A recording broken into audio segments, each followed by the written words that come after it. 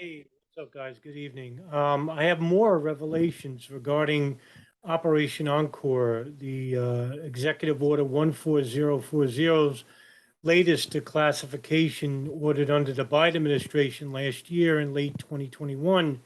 And while reading through the latest 400 pages, in which I have approximately 3,800 more to go, there's some new information that I feel that the public should know regarding new information that was not known to the public before. And it was a couple of items I'm going to read to you today that I found very revealing and also incriminating regarding Omar al-Bayoumi, who is a Saudi facilitator between two 9/11 hijackers, Khalid al-Mihdhar and Nawaf al-Hazmi. Um, and also an FBI informant who had rented a room for two 9/11 hijackers, and his interview with the FBI regarding Omar al-Bayoumi, and also Omar al-Bayoumi's connections with certain government entities in Saudi Arabia, in which he was paid a stipend. Also, another company that he was paid a stipend, in which he was a ghost employee. So, all these things I'm going to read with you today. We're going to read along. And in this file, it's basically an interview with Abdussattar Shaikh.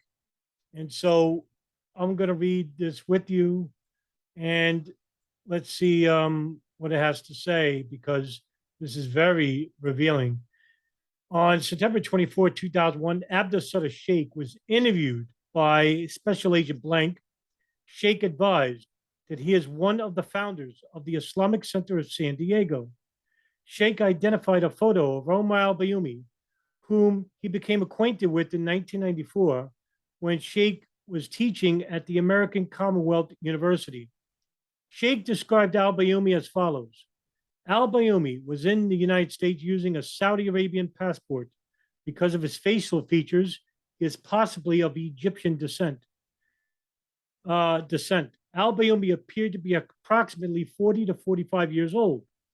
Shaikh believed al-Bayoumi always had a significant source of supply of money and observed him driving a new Toyota. Al-Bayoumi was charismatic, charming, and didn't conceal his attempts to attain leadership roles within the San Diego Muslim community. Al-Bayoumi had expressed an interest in becoming a citizen, which may have been just a ploy. Al-Bayoumi socialized with Nawaf al-Hazmi and Khalid al-Mihdhar. Al-Hazmi disclosed to Shaikh al-Bayoumi was a spy for the Saudi government and directed Shaikh not to socialize too much with him.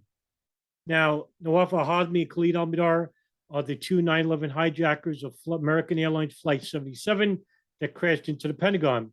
They actually rented a room from Abdussattar Shaikh, but what they didn't realize was Abdussattar Shaikh was an FBI informant for over 18 years. Al-Bayoumi attended business classes at the United States International University and was believed to be president of a Saudi Arabian club at the university.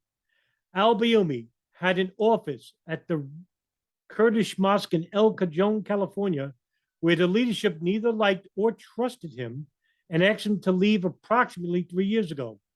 Shaikh did not trust al-Bayoumi as well and believes he possibly was involved with 9/11 2001. And another interview. Blank was interviewed by Special Agent Blank on September 29, 2001. Blank stated he first met Omar al-Bayoumi about 2 years ago at the mosque located near Balboa Avenue and the 805 freeway in San Diego, California. That is, I think, the Masjid al-Ribiyat.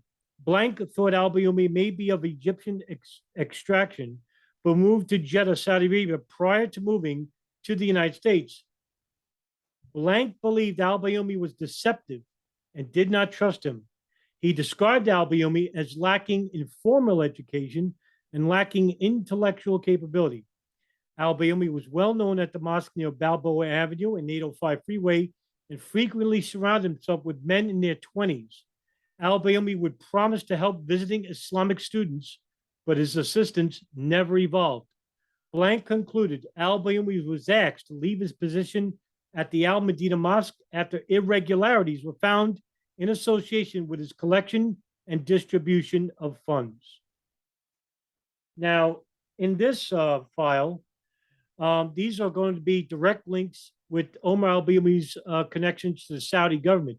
Now, what's going to be quite revealing here is that Omar al-Bayoumi, when he was interviewed by the 9/11 Commission and the FBI initially in September of 2001 after the 9/11 attacks, he basically stated that he had no direct contact with the Saudi Arabian government, nor did he receive any stipend from the Saudi Arabian government, nor did he provide any financial assistance to Khalid al-Mihdhar and Nawaf al-Hazmi. Now, in previous Operation Encore videos, I had shown evidence that not only did he work for the Saudi Arabian government, but that he did provide assistance, logistical and financial assistance, to Khalid al-Mihdhar and Nawaf al-Hazmi in San Diego and Los Angeles. Let's read. Blank information was provided to Special Agent Blank regarding Omar al-Bayoumi, dated October 17, 2001. Al-Bayoumi almost daily taking telephone calls from Saudi Arabia. The emir from the Ministry of Defense, who was in charge of the air traffic control, would frequently call al-Bayoumi. The emir of the Ministry of Defense. Al-Bayoumi registered in schools for immigration purposes and to meet new students from the Middle East. Al-Bayoumi Blank was going to Los Angeles to pick up some visitors. Within a day or two after returning from Los Angeles, al-Bayoumi introduced Nawaf al-Hazmi and Khalid al-Mihdhar. And you can see this is all redacted. Al-Bayoumi Blank, he had met al-Hazmi and al-Mihdhar in a restaurant on his way back from Los Angeles. Al-Bayoumi invited the two to come to San Diego, and they accepted. Al-Bayoumi did not tell Blank if al-Hazmi and al-Mihdhar were the visitors he was expecting. Subsequently, al-Bayoumi hosted a dinner to welcome al-Hazmi and al-Mihdhar to the San Diego Muslim community. Al-Bayoumi videotaped the event as well. Now, the person that was with him was an individual known to the King Fahd Mosque in Los Angeles, who was an associate of Omar al-Bayoumi, Kaysan bin Don. And he's the one who held the video camera, which videotaped the event. On October 15, 2001, Special Agent Blank interviewed Dallah al-Hamdan, the brother of Faisal al-Hamdan. Now, Faisal al-Hamdan is the person who hired Omar al-Bayoumi to work at the Saudi Arabian office of the Presidency of Saudi Arabian Airlines. I think that was the name of it. I'm sorry, it's called the Presidency of Civil Aviation of Saudi Arabia. And let's read. Okay, I'm sorry, I jumped up. Al-Bayoumi had met al-Hazmi in a restaurant on his way back. Oh no, I think I went fast. Okay, sorry about that. On October 15, 2001, Blank interviewed Dallah al-Hamdan. Dallah stated that his family is from a Bedouin tribe once located in Western Saudi Arabia, and that the family is not part of the royal family. The family is fairly well known and wealthy. His father, Ahmed Abdul Aziz Suleiman al-Hamdan, is one of 3 finance ministry officials employed under the deputy finance minister of Saudi Arabia, and was responsible for the western region of Saudi Arabia. Now, like I said, Hamdan is the person who hired Omar al-Bayoumi to work at the Presidency of Civil Aviation. Dallah al-Hamdan is subsidized in the United States by his father and by scholarship money from the government of Saudi Arabia. While attending George Washington University in Washington, D.C., he resided with a sponsor who was an employee of the Saudi embassy in Washington, D.C., and that person is Muassed al-Jarrah, whose name is redacted in most of the Operation Encore files. And that shows you a connection between Omar al-Bayoumi, the hijackers, the Saudi Arabian government, and also the Saudi embassy in Washington, D.C. under Muassed al-Jarrah. In May 1999, Dallah moved to San Diego, where he resided in a hotel. During his stay, he had an argument regarding his bill and an outstanding balance. Dallah directed al-Bayoumi to pay the bill and al-Bayoumi paid the outstanding debt.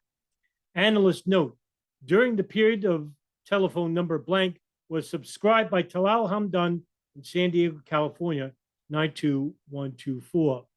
Now, these are going to be interviews from individuals known to al-Bayoumi in which he is suspected of being a Saudi spy, dated October 17, 2001. On blank, information was provided to Special Agent Blank regarding Omar al-Bayoumi. Blank believed that al-Bayoumi made friends with blank for the purpose of gaining control rather than friendship's sake. Al-Bayoumi was considered by most in the community some type of intelligence agent for the Saudi Arabian government, reporting on the activities of Muslims, particularly Saudis, in the San Diego area. The feeling that al-Bayoumi was an agent for the Saudi government was further reinforced by the fact that he held no regular job, but always had plenty of money to prepare lavish dinners at his apartment or apartments of friends. The purpose of the dinners was usually to introduce and welcome newcomers to the local Muslim community or to bid farewell to those leaving. Al-Bayoumi would always videotape these dinners. Now, he did this with the welcoming party to Khalid al-Mihdhar and Nawaf al-Hazmi. Al-Bayoumi told Blank that he had traveled up to Los Angeles to pick up someone coming into the country, when by chance he had met Khalid al-Mihdhar and Nawaf al-Hazmi. Al-Bayoumi frequently traveled to the Los Angeles airport to drop off or pick up Saudis visiting Southern California. That al-Bayoumi was a person known to have connections with the Saudi government. Al-Bayoumi would travel to Washington, D.C. every 1 to 2 months and had a contact in the Dawah who was related to the Civil Aviation Office of the Saudi Arabian Consulate on Wyoming Street in Washington, D.C. These are connections to the al-Hamdan family who had hired al-Bayoumi to work in the Saudi government. Al-Bayoumi would be able to items such as Qurans or robes much faster if he had done through regular request. Al-Bayoumi traveled back to Saudi Arabia approximately once a year for approximately 2 to 3 weeks. Al-Bayoumi's stay in the United States seemed to be decided on a yearly basis. Blank, al-Bayoumi learned that he would be leaving San Diego, but did not know where he would go next. Approximately 7 to 8 months ago, he knew he would be moving to England, and information dated blank. On October 15, 2001, Special Agent Blank interviewed Faisal Ahmed al-Hamdan. Faisal's father is Ahmed Abdulaziz Suleiman al-Hamdan and is a high-ranking Saudi official who works as a director within the Ministry of Finance. Now, another thing about Faisal al-Hamdan, when the FBI went to collect items belonging to Faisal Ahmed al-Hamdan, they found a couple of CD-ROMs which had passports belonging to Faisal Ahmed al-Hamdan and to 9/11 hijackers Abdul Aziz al-Amari and Nawaf al-Hazmi and Salim al-Hazmi, the brother. So the FBI put him on a terrorist watch list, actually. While attending school in San Diego, Faisal al-Hamdan listed Omar al-Bayoumi as the emergency point of contact on his ELS and ALI applications. Faisal identified al-Bayoumi as a business associate of his father. Special Agent Blank requested Blank to conduct an interview of Ahmed Abdul Aziz al-Suleiman al-Hamdan regarding his contact with the knowledge of Omar al-Bayoumi. Al-Hamdan is an official under the deputy minister in the Ministry of Finance in Saudi Arabia. This request was made as a result of San Diego interviews of Faisal and Talal al-Hamdan. This electronic cable noted that al-Bayoumi is an employee of the Ministry of Finance or works under a separate department which answers to the Ministry of Finance. So there it is. Another connection, another piece of information that connects Omar al-Bayoumi with Saudi Arabian government. Talal al-Hamdan described the relationship between al-Bayoumi and his father as the following. Al-Bayoumi had to get al-Hamdan's signature on various documents. That's another connection. On one of these documents, al-Bayoumi requested al-Hamdan to provide a reference sponsorship for al-Bayoumy's application to the Saudi government to travel to the United States to pursue postgraduate studies. Now, this is another document showing that Omar al-Bayoumi was indeed a ghost employee for Dallah Avco International. On November 19, 2001, Special Agent Blank interviewed Blank, born in Blank.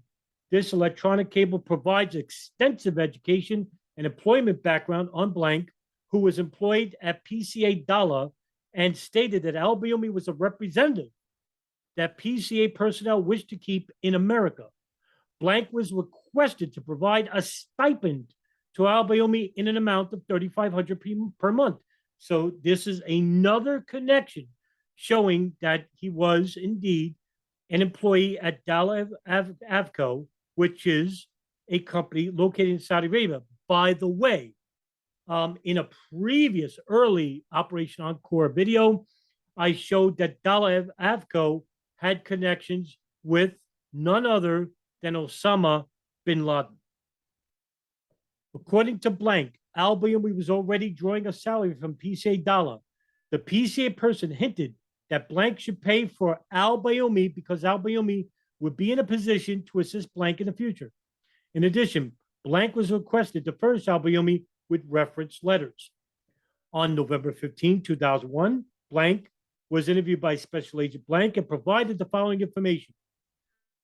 Blank once heard Omar al-Bayoumi disclosing to others at the Islamic Center of San Diego he had friends or contacts at the Saudi consulate in Los Angeles, California.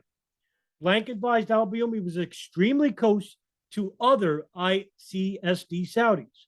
Blank believed al-Bayoumi was in the United States on scholarship from the Saudi Airport Authority of Saudi Airlines, and al-Bayoumi was eventually to return to his former job.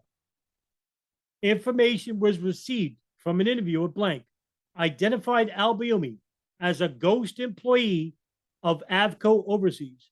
Blank estimated that there were approximately 50 individuals carried on the books at PCA or Dallah and being paid for doing nothing.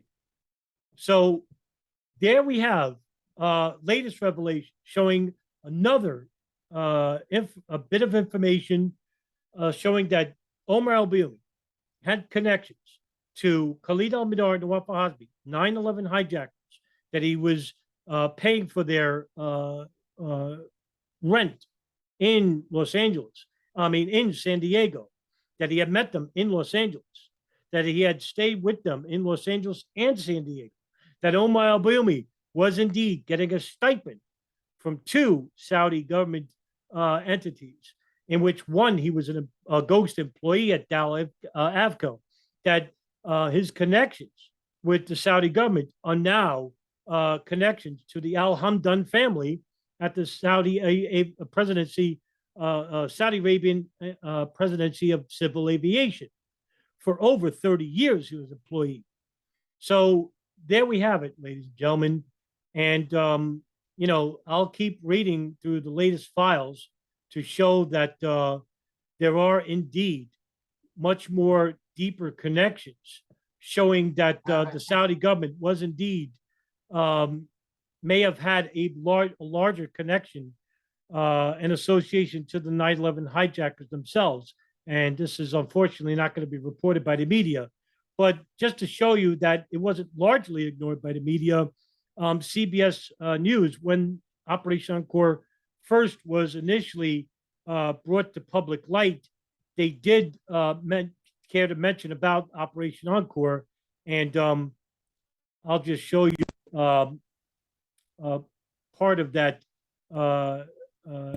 Now to that CBS News exclusive, new evidence of a link between two 9/11 hijackers and a man said to be on Saudi Arabia's intelligence agency payroll. We see them together in newly released video turned over to family members of 9/11. This video was shot by Kaysam Bindan with Omar al-Bayoumy's camera on the welcoming party of Khalid al-Mihdhar and Nawaf al-Hazmi to San Diego. Victims last month, along with more than 14,000 pages of documents. The evidence obtained from British authorities raises new questions, actually renews an old one. Did the Saudi government assist the hijackers on 9/11? The Saudis have always denied that explosive question. Senior investigative correspondent Catherine Herridge has the story. Less than 2 weeks after 9/11, these boxes of evidence containing personal notes and videos were seized by British police in Birmingham, England.